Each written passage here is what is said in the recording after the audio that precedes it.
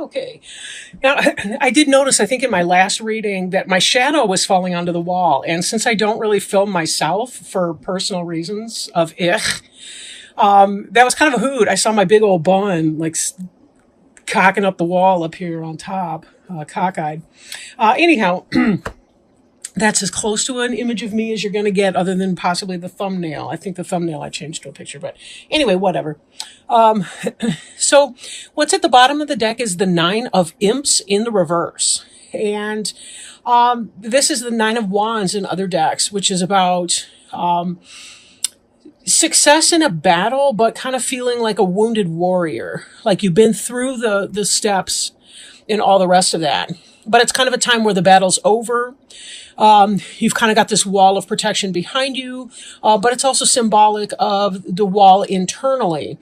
In the reverse position, the Nine of Imps can be about the struggle still going on for you. So there may be issues where you still haven't quite yet come to that resolution. But know that the Nine of Imps is a successful card in the upright. So it may just be that energy is delayed for you. Sometimes, though, we do tend to put walls around ourselves, walls around our heart, walls around our mind. We resist things. Sometimes we do add on the layers of protection. We're very guarded against other people. Be careful not to judge the future by the past or by people from your past when you do meet new people. So anyway, just a little note on that card there on the bottom. Recent past tense. Wish fulfillment. You wanted something. Something was coming in for you. You had some kind of, it looks new information. Truth, right? We also see the King of Bats. Now, the suit of bats in this deck is swords. That's air. So it could be Gemini, Libra, or Aquarius. Not necessarily, but it could be somebody who's intellect. You know, they got a sharp mind, that you appreciate and respect. But somebody told you the truth in a situation, and that enabled your success in a way. Like it kind of led to you getting what you want, or maybe the air was cleared on something, in a way that you liked. Example, if you were interested in somebody romantically, they came forward and told you how they felt and that they like you too. Or if it's in a business, it's that you were looking for a new job and your new supervisor called you up and said that they like what they see and they want to offer you the position. Take that as it resonates. Bats is air. Ghosts is spirit or emotion. Or it's usually some kind of a combination of the two, spirit and emotion. So, you know, again, could be either way. Could be either way, right? Over here, we have the Ten of Ghosts. That's about spiritual fulfillment and joy. And in fact, it's a natural progression from the Ten of Ghosts. From the Nine. We see the Nine, you get what you want, but this is kind of a solitary type energy, the Nine. In fact, the Nine on the bottom of the deck too, if you'll note. Let me hold that up real quick. This Nine was about one person sallying forth while the other 8 are behind him or her. Nines tend to be about isolation, but it's well grounded in that sense. Like 3 is one of the most stable energies. Like if you think Euclidean geometry, 3 points always make a plane. So it's very stable. So like if you have a 3-legged tripod or a 3-legged stool, it's always very stable, even if the legs are not of equal length. You add a 4th leg, and then sometimes it can be rocky because it's really hard to get, you know, all of those to line up, but you're also jockeying back and forth between 2 triangles. If one of those legs is short. I hope I didn't confuse people to hell with that one. Anyway, but with the Nine of Ghosts, wish fulfilled, you did something, it was an individual enterprise, but then you moving into this current energy, which is about happy family, spiritual life. You'll notice that the kids are dressed up like trick-or-treaters and they're dancing in the foreground. And then the happy parents in the background, they're looking at all the joy, they're feeling great. They've got the ghosts are like party lights up above them, clear sky, beautiful full moon. Just really a joyful time. A joyful time and some celebration. But, that having been said, something else is occurring as well that may be a disappointment. even though you have this desire for your wish to come true, for everything that you want, and you've got this truth that's out there that's being spoken, there still may be some kind of a loss or a disappointment. Since the Nine of Ghosts and the Ten of Ghosts are kind of what's on your mind or what you're thinking about, kind of what you hope, what may come to pass or manifest, but again, this is kind of where you're pointing your mind. It is the case that there's some sort of a disappointment. Like, this offer is in fact going to come true, because this is about basis of matter. This happened, but I'm thinking that it might not have been all that you were hoping for with the Ten of Ghosts, but there might be a little bit of a disappointment in here. Part of you're experiencing the joy that you were wishing for here. It may be about being careful not to take the pessimistic viewpoint, but to be optimistic and to celebrate the things that you do have. Like in this, we've got the pumpkin person here is looking at the bucket that's spilled over and the water's pouring out of it. Excuse me. But there's another bucket over here behind his leg. So it could be that you're looking at the loss and not the gain. The job is offered to you, but you were hoping to get more pay. Or maybe you didn't get the hours that you wanted, even though overall it was a good thing. This is kind of a cup is half full, half empty kind of mentality. You get to choose though, right? I can control what I think, say, and do. And that goes for every person. There may be exceptions where people have serious mental illness or mental retardation or some sort of thing, developmental delay.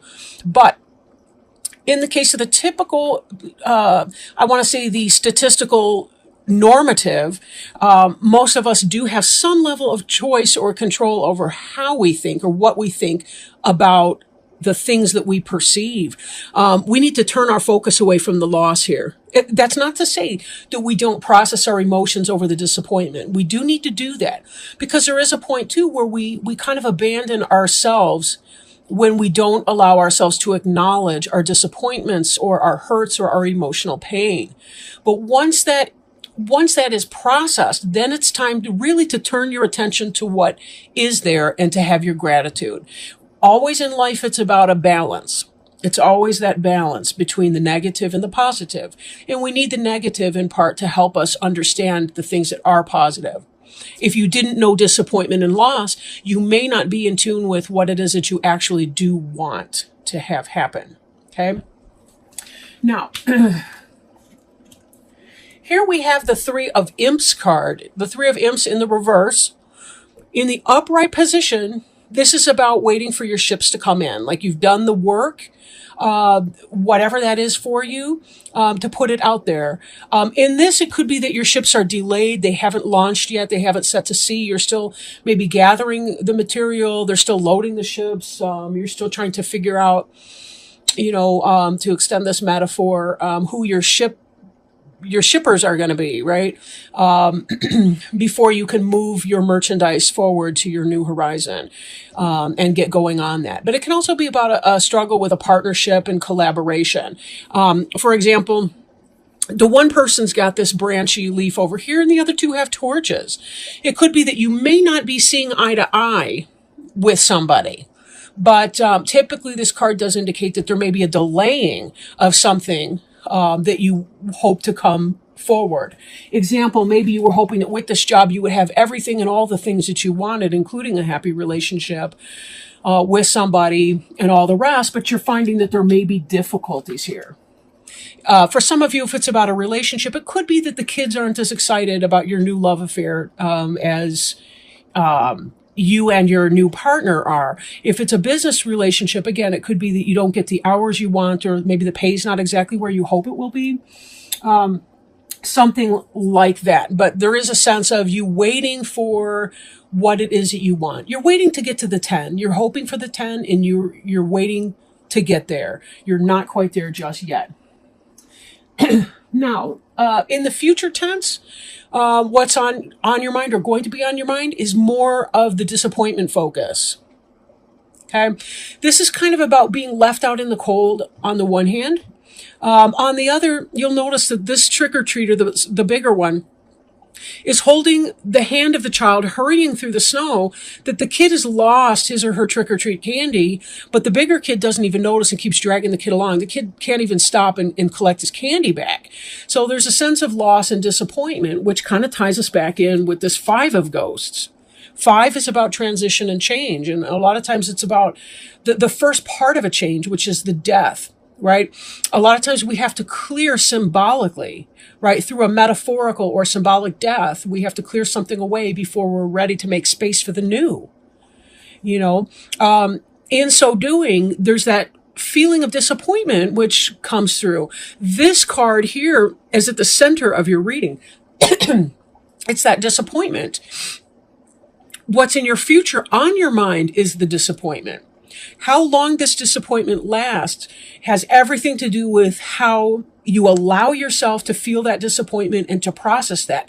But once you're done with it, don't live in that energy. You have to clear it and move on. How you clear it is unique to you, but it could be meditation, bubble baths, physical exercise, continuing your job search, maybe starting the new job, but then, moving on like that, or just working through, pushing through the discomfort until you get to the exciting part of the change, which is where you can either learn to accept what's lacking, or you can find a new way to bring yourself to the point that you have what's lacking, that your ships do in fact come in. This in the reverse implies a delay in the energy, not a no way in the energy.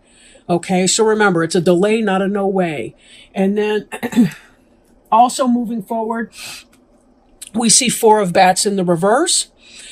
And that could be about, maybe the universe is trying to tell you, you do need to meditate and find your center in your calm place, in your patience place. And patience can be really, really tough for any of us, really. But this is that sense of going within and restoring yourself. And if you're not allowing yourself time and space to do that, that can negatively impact your moods and your sense of disappointment and all the rest. So be sure you make space for that. Now, the Knight of Bats in the upright can be about fast-moving energy, fast in information coming in, intellectual stuff, rapid change. But in the reverse, it can indicate a slowing or a delay to that, which, again, we're seeing this delay played out with your 3 of Imps in reverse as well. You have some truth, some knowledge that's been coming in. You know something for a fact. And yet there's an unrest internally with you, Aquarius, as you're trying to wait for this thing to happen. And it just doesn't seem to be doing that.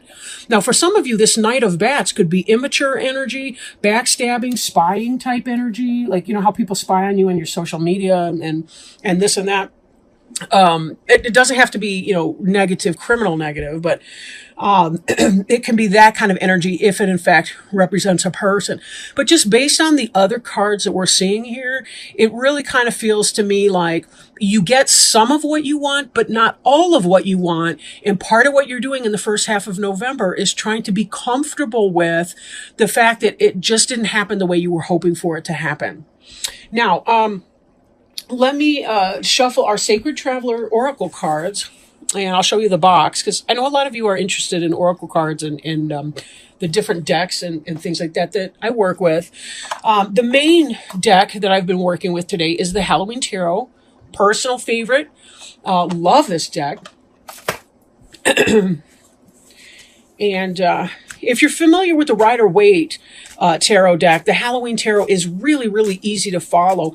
But I did order the book. It comes with one of those little booklets in the box, but you can order like a larger explanation book. And it's really, really great to read it, especially about the major arcana cards, because the artist and the artistry, the imagery, all the rest of it really helps to fill out a picture for you of what's going on. But moving on to the Denise Lynn, and I will read you the excerpt about whatever card comes out for us. So slowing down and slowing myself down. Oh, beautiful card. This card is protected by angels. You are cherished by the angels. And give me just a moment to find it in the book here. before we can find out how they want to explain that to us today. That's a wonderful message, really.